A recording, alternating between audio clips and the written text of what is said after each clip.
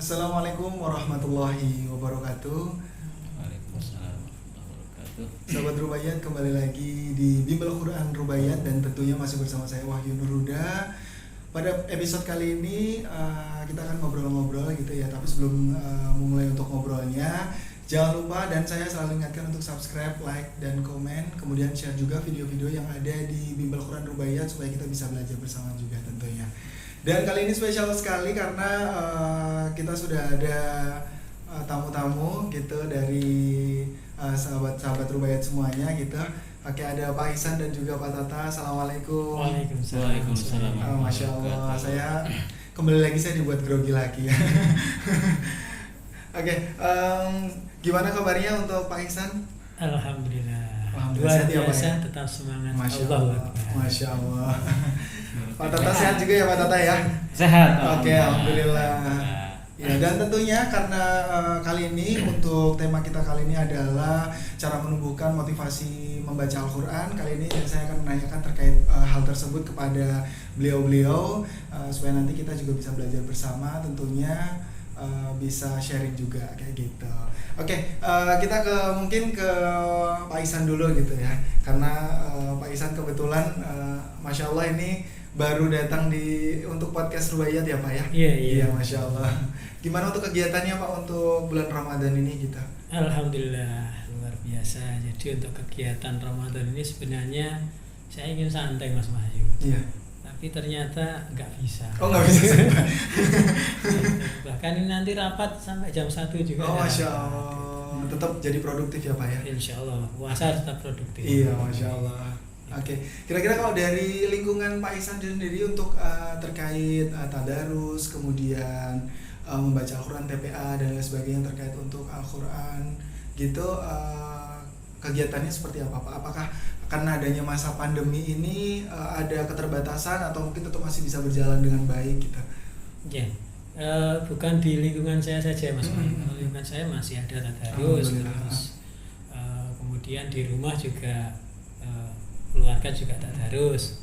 Cuma saya jarang di rumah. Oh, Masya Allah. Tapi ini di masa pandemi ini masyarakat itu tidak terpengaruh.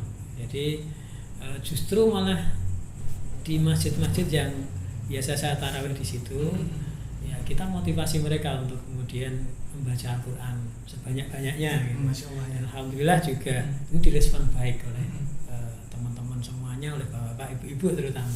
Mungkin seperti itu. Bahkan ada yang tidak bisa baca, belum ada yang bisa baca, itu ya tak motivasi untuk kemudian ya minimal inilah duduk di situ terus dengerin, sudah dapat pahala. Masya Allah ya. Seperti itu. Oke, jadi memang untuk motivasi sendiri ini juga diperlukan juga dari masing-masing juga ya Pak ya.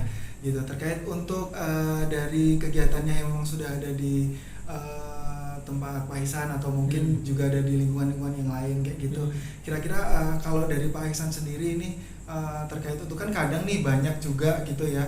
Ini kan sibuk ini bukber kayak gitu ya. Jadi mungkin karena keasikan untuk seperti itu kan juga ada, apalagi banyak anak muda kayak gitu kan juga sering melupakan yang sebenarnya ada keberkahan banyak di bulan Ramadan ini ya Pak ya gitu. Betul. Kira-kira kalau dari Pak Ihsan sendiri gimana itu Pak kita? Jadi untuk motivasi terlalu muda ya, muda itu ya bukber dan sebagainya, ya kita usahakan agar dalam setiap bukber itu juga ini mereka baca Al-Quran juga. Artinya minimal diperdengarkan lah untuk itu. Karena biasanya kan bukber ini ya, mereka bukan hanya baca Al-Quran, tapi malah kadang bukbernya itu ya sambil nyanyi-nyanyi. Kalau saya pribadi sih tidak apa-apa, monggo kalau mau nyanyi, karena setiap orang kan tingkatannya berbeda. Yang penting ada Al-Qurannya di situ lah. Masya Allah ya. Jadi minimal diperdengarkan. Iya. Oke. Intinya memang buka bersama. Buka Buka bersama. Kalau suruh baca Quran juga Memang susah. Ya, kalau untuk terkait di buka bersama kan memang kadang akhirnya juga bukan terlena sih, lebih ke karena mungkin di sini kebuah budaya dari bukber kan ini hanya kumpul aja gitu ya Pak ya. Jadi memang jarang bisa untuk misalkan tadarus bersama gitu. Nah, kalau dari Pak Tata sendiri gimana itu Pak gitu terkait untuk pandangan hal tersebut? tadi. Pandangan bukber ya atau Iya betul. Jadi apa yang saya sampaikan Pak Ihsan tadi. Jadi kalau mungkin masyarakat memang perlu mengetahui pentingnya sore hari itu adalah waktu yang mustajab sebenarnya ya. Apalagi waktu buka puasa ini kan ya memang sih ada makannya, tapi jangan sampai kemudian intinya hanya makan kan. Iya benar. Sebelum makan buka puasa itu justru kalau bisa sebenarnya disempatkan waktu berdoa karena itu waktu mustajab. Nah, itu saya kira nggak ada itu kayaknya pada teman-teman pada di warung makan doa dulu gitu kan. Ya, jarang gitu. Itu terus yang kedua ini malah yang inti sebenarnya kan buka puasanya kan sebenarnya sunnah ya, cuma sekedar minum selesai kan sebenarnya, makan sedikit selesai. Tapi justru malah yang wajib malah enggak, biasanya sholat maghribnya enggak. Oh iya, bahkan sampai bablas gitu. sama isya gitu. Iya, kan. Ketinggalan gitu ya Pak. Gitu. Jadi udah terlewat gitu, sampai kadang tarawih pun juga ditinggal ya Pak ya. Iya gitu. Jadi ini kondisi masyarakat. Memang ini tugasnya kita nih gimana caranya agar ya mengingatkan mereka teman-teman ya. Iya. Kalau terkait untuk motivasi belajar atau motivasi membaca dari Al-Qur'annya sendiri nih gimana nih Pak gitu terkait kan kita kan ada beberapa memang untuk terkait remaja, kemudian anak-anak juga dan juga mungkin bapak-bapak atau ibu-ibu sahabat Rubaiyat yang sedang menonton kali ini juga kayak gitu. Nah, kalau dari Pak Ihsan sendiri terkait untuk gimana sih gitu supaya lebaran lagi supaya untuk di bulan Ramadan ini juga kita memiliki keberkahan untuk membaca Al-Qur'an juga gitu. Cara untuk memotivasi dirinya sendiri gitu. Iya. Seperti di awal tadi ya Mas Bayu. Saya senantiasa menyampaikan bahwa saya bagi perbandingan. Kalau di luar bulan Ramadan itu kita membaca Al-Qur'an itu satu huruf sama dengan 10 kebaikan. Ya, kalau biasanya bilang kalau di luar bulan Ramadan itu satu huruf 10 kebaikan. Kira-kira jenengan bisa enggak? Al-Fatihah Bismillah itu ada sekitar 17 huruf ya. Ya, 17 huruf kalau kita baca Bismillahirrahmanirrahim gitu berarti kita udah sama melakukan 170 kebaikan. Bisa dibayangkan dalam satu baca Bismillah berapa detik sih?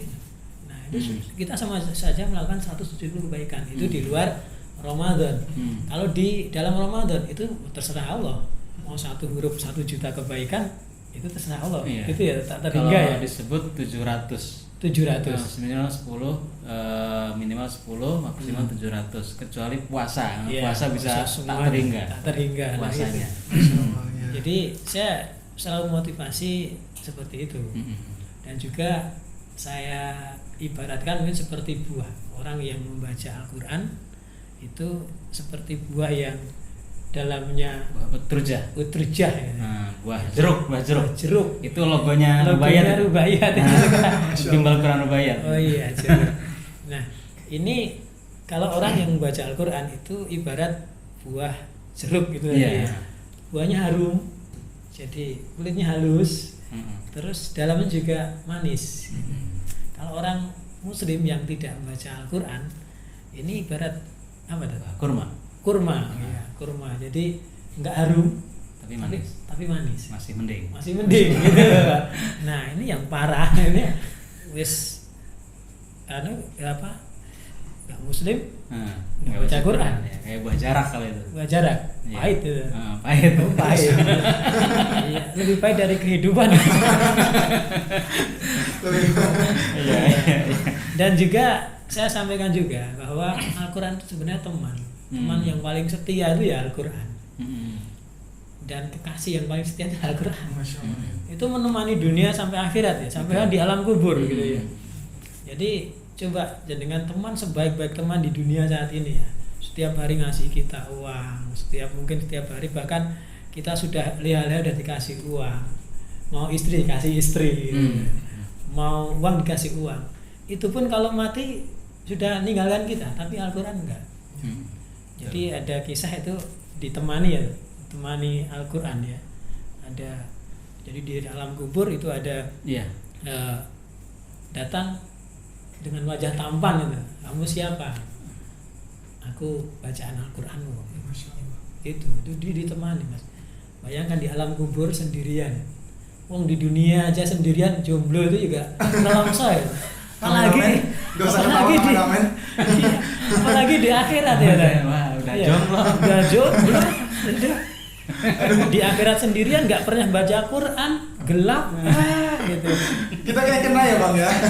Iya seperti itu. Iya. Jadi Masya Allah, mungkin ya. saya kalau ke pemuda, anak-anak muda biasa seperti itu. Betul, betul. Kamu sudah Islam bagus, sudah jomblo masa tengah jomblo Ya, tekan Masya akhirat barang, tekan alam kubur jomblo cari ya Allah gitu. Nelongso banget gitu. Mungkin seperti itu mas, sedikit. Iya. Iya. Ya, Apalagi kalau untuk Al-Quran itu kan juga bisa menjadi syafaat juga ya Pak ya. Nah itu. Ya, bisa menjadi penolong juga Iya. gitu ya. Betul. Oke. Jadi kalau untuk dari Pak Iksan kan seperti itu ya Pak ya gitu. Jadi kalau dari Pak Tata sendiri nih Pak Tata gitu terkait Ya. untuk hal tersebut gitu Pak. Iya, jadi untuk motivasi memang salah satunya diiming-iming tadi. Pak Iksan salah satu cara memotivasi orang bisa baca Al-Quran itu diiming-iming. Ada pahala, ada diterangkannya, terangnya kita di alam kubur gitu kan. Kita akan dijadikan teman oleh Al-Quran gitu kan. Bahkan kalau untuk teman ini bentuk, jadi ini ternyata bentuk daripada kita itu menemani Al-Quran di saat di dunia ini. Saat hidup Itu adalah ketika kita itu tidak melalaikan Al-Quran. Ada seorang ustadz mengatakan, tapi ini kayaknya agak berat ya, cuman ini suatu saat ketika kita harus begini. Jadi katanya bentuk daripada tidak melalaikan Al-Quran itu paling minimal dalam bulan Ramadan 3 juz sehari katanya begitu, bentuk daripada tidak melalaikan Al-Quran. Karena kan ibaratnya habis ngantuk tidur baca Quran lagi, untuk kegiatan apalagi baca Quran. Nah, kira-kira itu minimalnya itu ketemunya katanya 3 juz di sela-sela kesibukan ya. Katanya begitu. Iya. Nanti itu dia Al-Quran akan menemani kita nanti di akhirat. Nah, kalau kita merasa menjadi teman terus gitu. Bentuk teman itu kan gitu, tidak melalaikan gitu loh. Karena habis apa gitu kita ketemu lagi dia, habis apa lagi ketemu lagi dia, habis apa lagi ketemu lagi gitu. Nah, tapi ternyata gini Mas, kalau dalam terminologi motivasi itu yang paling kuat itu justru malah kalau ibaratnya tuh diiming-iming ya. Kalau misalkan saya Mas Alan, saya minta tolong Mas Alan jalan ke Basin, ke rumah saya. Tak kasih uang pasti mungkin awalnya nggak mau jauh gitu kan. Iya. Tapi tak kasih uang 500.000, mau nggak? Ya, mau ya. Mau kan? Ya? Mau Alan. Oh ya, itu kan motivasi iming-iming ya. Nah, tapi sekarang ada lagi yang lebih kuat lagi Mas Alan. Yang lebih kuat lagi itu ketika Mas Alan itu sedang tadinya nggak mau, tapi jalannya memang mau ke Basin gitu ya. Mau ke arah Basin itu jeneng dikejar-kejar anjing dari belakang. Itu pasti lari sampai Basin itu bahkan lebih cepat itu Mas. Iya. Bahkan nggak harus diiming-iming gitu. Tapi ada di belakang anjing gitu. Yang ngejar-ngejar. Iya. Itu jauh lebih motivasi. Ya, makanya kemudian untuk orang itu termotivasi baca Al-Quran itu yang paling mungkin bisa dengan terapi di weden-wedeni. Gitu. Ya Mas. Di weden-wedeni. Jadi salah satunya gini, kalau dalam Ramadan ini kan gini, ibaratnya itu hidup kita itu kan sebenarnya terbatas, dosa kita banyak, gitu kan? Dosa kita banyak, belum tentu kapan waktu kita itu masih dikasih waktu, gitu ya. Nah, entah yang muda, entah yang tua, apalagi yang sudah tua, semuanya udah sebentar lagi, gitu kan? Waktu asar, gitu kan? Nah, yang muda pun kan belum tentu, gitu kan? Sudah dosanya banyak, kemudian pahala juga belum dikumpulkan cukup banyak, waktu juga nggak tentu kapan, gitu kan? Ini kalau seandainya selamati gimana kan gitu kan? Nah, maka kemudian ada peluang di bulan Ramadan itu kalau baca Al-Quran tadi satu huruf kebaikan, satu huruf itu 10 kebaikan di luar bulan Ramadan. Di bulan Ramadan bisa satu hurufnya tuh 10 kali 700, berarti 7.000 gitu ya. Satu hurufnya kalau tadi Bismillah atau satu halaman kira-kira 500 huruf itu berarti kan kira-kira 5 juta kebaikan. Dan itu sangat memungkinkan menghapuskan dosa. Baru satu halaman, menghapuskan dosa yang jumlahnya banyak.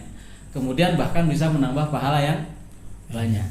Dan sangat mungkin ketika nanti saat di bulan Ramadan itu selesai, kita benar-benar habis dosa kita, terhapus dosa kita, bahkan amal perbuatan kita tambah banyak Iya, gitu. Dan ketika Allah ambil nyawa kita nanti di penghujung Ramadan atau di akhir Ramadan, maka kita insya Allah masuk surga, gitu kan. Nah, bayangkan seandainya kita tidak, gitu kan, tidak bisa memanfaatkan. Nah, itu salah satunya contoh begitu ya. Atau mungkin kalau yang kemarin kita sampaikan misalkan, ini kalau saya nggak bisa baca Quran, ini saya gimana kalau ibu meninggal, orang tua saya meninggal, saya nggak bisa ngeyasin kan? Nah, itu juga contohnya juga kan itu ya. Atau kemudian gimana saya kemudian nggak bisa bisa membuat anak saya ngeyasinkan diri saya, yang saya sendiri saya nggak bisa baca Quran, anak saya juga pasti ngikuti saya gitu kan. Maka saya harus bisa baca Quran dulu sekarang. Nah, jadi ketakutan itu justru malah lebih termotivasi gitu. Masya Allah. Nah, gitu. Ya, jadi kan tadi menarik nih Pak gitu terkait dari jenengan-jenengan tadi sampaikan itu kan kalau untuk ketika kita membaca Al-Quran saat kita sedang puasa gitu kan pahalanya kan tak terhingga gitu ya. Nah ini kan sekarang bersamaan dengan adanya pandemi ini kan banyak sekali dari siswa-siswa atau anak-anak yang lagi sekolah gitu kan, tapi dia kan untuk mengerjakan kegiatan belajar mengajarnya kan di rumah gitu ya. Gitu. Nah, otomatis kan itu banyak waktu senggang gitu ya. Nah, mungkin bisa disampaikan nih Pak gitu terkait keutamaan-keutamaan dan tentunya keberuntungan yang dapat kita dapatkan juga kayak gitu supaya kita juga termotivasi supaya saat kita puasa itu juga itu bisa membaca Al-Quran juga supaya dapat dari pahala yang dari Allah yang tak terhingga itu tadi gitu. Mungkin dari Pak Iksan dulu. Iya. Jadi tadi terkait apa Mas Ayu? Terkait dari anak-anak gitu. Terus kemudian banyak juga anak-anak kuliah juga, anak-anak remaja dan juga sampai yang masih sekolah gitu kan, masih di rumah gitu ya Pak ya gitu. Jadi saya di sini kan kebetulan anak-anak saya kan ini tidak di rumah jadi di pondok. Jadi emang dulu waktu sering di rumah tak motivasi juga. Bahwa besok itu kehidupan kita semakin ke depan itu tidak semakin ringan tapi semakin berat. Jadi dibutuhkan orang-orang yang kuat, maka kuatlah kalian dengan Al-Quran. Jadi akhirnya ya anak-anak juga ke situ. Nah, untuk waktu senggang banyak ini, nah ini peran orang tua sangat diperlukan juga seperti yang disampaikan Pak Tata tadi. Karena gini, banyak orang tua itu yang sekarang ini mensekolahkan anaknya di Quran atau di TPA, anaknya dituntut untuk bisa belajar Al-Quran, bisa ngirimi doa, sementara dia sendiri tidak mau. Sebenarnya bisa, tidak mau sebenarnya. Tidak ada kemauan berarti. Tidak ada kemauan. Dan ini tentu ini peran orang tua sangat penting di sini. Bagaimana kemudian anak-anak bisa membaca Al-Quran.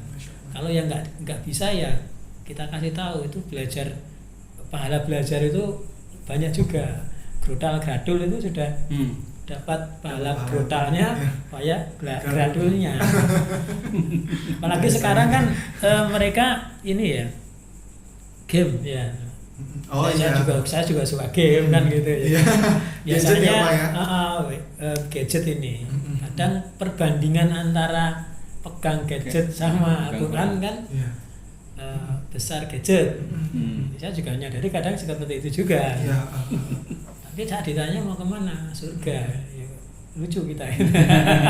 Nah, ini salah satunya biasanya ini di keluarga saya sendiri ya misalnya, ya kita motivasi untuk ya belajar Al-Quran lah, membaca lah.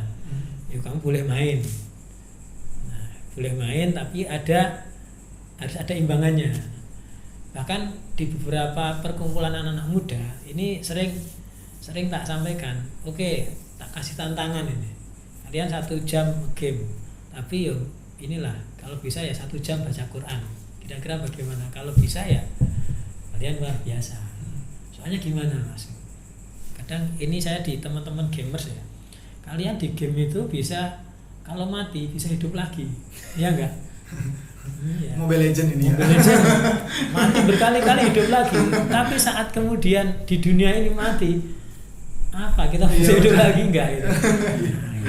Terus kemudian kita sering kali push rank bahasanya namanya push rank kita apa itu Mas? Push rank itu Ya nge-push rank.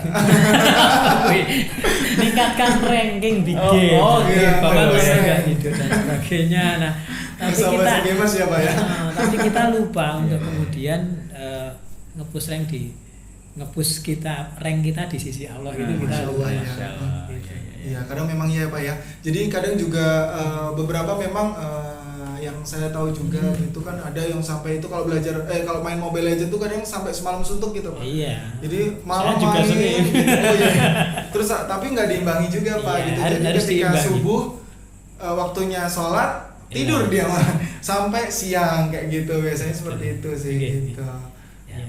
Nah, memang juga harus diimbangi berarti ya Pak Betul. ya. Jadi ada imbangannya. Artinya ya anak-anak nek saya loh ya kasih waktu. Kasih waktu tapi mereka dikasih ini karena kebahagiaannya kalau kata Pak Kiai saya itu nafsu itu sekali-kali dituruti gitu kan. Jadi nafsu sekali-kali dituruti setelah itu jadi kalau anak saya itu setiap Sabtu sama Ahad itu boleh pegang HP boleh lihat HP selain itu ya ada konsekuensinya jadi ada konsekuensinya. Nah, tapi kita juga harus punya ini. Nah, punya setelah kamu pegang HP, baca Quran ya, belajar Al-Quran. Seperti itu. Jadi memang harus diimbangi apa ya? Betul. Sudah Ada dari motivasinya itu seperti itu. Ya, oke. Memang dari sejak dini memang juga harus Sejak ya Pak dini, ya, gitu. Mas. Karena memang sekarang kan banyak juga untuk anak-anak itu kan karena sudah terlalu sering main handphone gitu, jadi kadang juga lupa kewajiban untuk belajar. Kadang Jangan kan juga anak-anak, orang tua juga gitu. sama ya Pak ya. Udah pegang handphone lupa anaknya. Orang tua itu kenakalan orang tua. Kenakalan orang tua gitu. Oke, Masya Allah sekali ini perbincangan kali ini ngobrol bareng Pak Ihsan dan Pak Tata juga gitu terkait untuk memotivasi juga untuk semuanya. Jadi kita juga harus tetap mengimbangi walaupun mungkin kita ada kesibukan juga, kita juga harus tetap membaca Al-Quran dan juga mengamalkan seluruh yang memang sudah ada di Al-Quran juga kayak gitu. Nah, terkait untuk Al-Quran ini kita selalu mengingatkan kepada semua sahabat Rubaiyat gitu, kalau memang bersedia untuk belajar, kalau memang tidak bisa membaca Al-Quran atau mungkin membaca Al-Qurannya masih belum lancar gitu, kita juga menyediakan untuk dari sahabat Rubaiyat semuanya bisa belajar bersama di Rubaiyat tentunya. Gitu ya Pak ya. Monggo untuk Pak dari Pak Tata bisa disampaikan untuk pendaftarannya Pak gitu terkait untuk gitu. Rubaiyat gitu. Baik, bagi para pemirsa sekalian, bila ada yang ingin meningkatkan kualitas bacaan Quran atau ingin bisa baca Quran yang tadinya tidak bisa sama sekali, bisa kami bantu. Mungkin kalau di masjid malu atau nyari guru ngaji sulit atau kemudian sibuk gitu ya, kebetulan kita punya metode bisa baca Al-Quran cepat dan bisa memperbaiki bacaan Al-Quran juga cepat dengan metode Rubaiyat. Silahkan bisa klik bimbelquranrubaiyat.com ya, atau bisa juga buka channel YouTube ini, channel Bimbel Quran Rubaiyat ya, di YouTube yang saat ini kita sedang lihat gitu ya. Jadi nanti di situ ada tempat, ada link pendaftaran, klik saja, nanti tinggal diisi, nanti kita langsung akan menghubungi panjenengan semuanya. Oke, Gitu. Masya Allah. Terima kasih kepada Pak Ihsan juga dan Pak Tata sudah bersedia ini. Insya Allah semoga kedepannya tetap bisa sharing-sharing juga gitu ya Pak ya. Mungkin satu lagi dari Oke, saya. Boleh. Jadi terkait Rubaiyat ini tuh. Jadi sejak awal kan awal Rubaiyat sama Ustadz Hamim Tohari itu. Ini metodenya mengasihkan. Gitu. Mengasihkan. Ya. Asik. Jadi karena Ada kadang pengalaman pakai Pak nyanyi. Ismail. Iya, pengalaman dan ini mudah. Dari berbagai metode memang banyak yang mudah. Saya dulu ada ini petugas kejaksaan gitu. Itu mau belajar membaca Al-Quran. Pakai Iqra sulit gitu. Tapi setelah pakai Rubaiyat itu pakai buku yang gede itu tak bawa kemana-mana. Nah ini alhamdulillah cepat. Jadi cepat karena memang metodenya ini asik, cepat dan mudah diingat. Seperti itu. Masya Allah ya. Jadi memang untuk metodenya sendiri cepat dan juga mengasihkan tentunya Pak ya. Iya, Gitu. saya sering ngajar. Jadi ya seperti tadi, orang tua malu sibuk. Nah, itu biasanya Iya. Alasannya malu, sudah tua. Nah, mau ikut TPA ya nanti jadi Iya, gimana gitu ya. Terus sibuk alasannya. Benar-benar ya. Ya, tapi dengan metode ini cepat. Iya, sebagai penjembatan ya Pak ya. Penjembatan. Iya, ya, Masya Allah. Insya Allah seperti Ya, itu. insya Allah. Dulu Pak ada mualaf juga, Pak. Itu waktu dengan Pak Janu Iya iya iya. di Jogja itu Ah. mualaf 0 baca Al-Quran. Tapi dengan metode ini suka ringan gitu loh, nggak berat. Ya, tapi ya Masya tadi Allah. setelah bisa ya, mari kita di Rubaiyat ada juga ya ini Yang untuk pemantapan gitu ya. Ada, jadi Iya. setelah selesai bab per bab selesai, Oke. mereka misal ada 2 cara yang kita bisa berikan fasilitas. Yang pertama mereka ikut tadarus bareng-bareng Iya. online.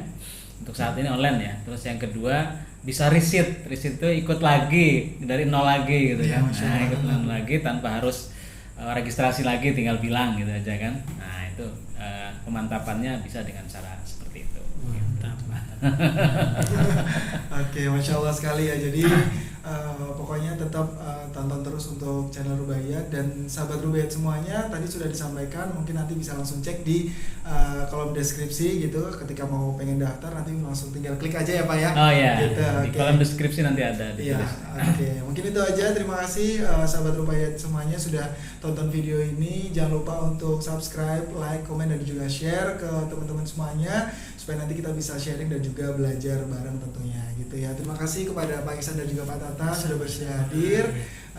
Saya Wahyu Nur Huda. Wassalamualaikum warahmatullahi wabarakatuh.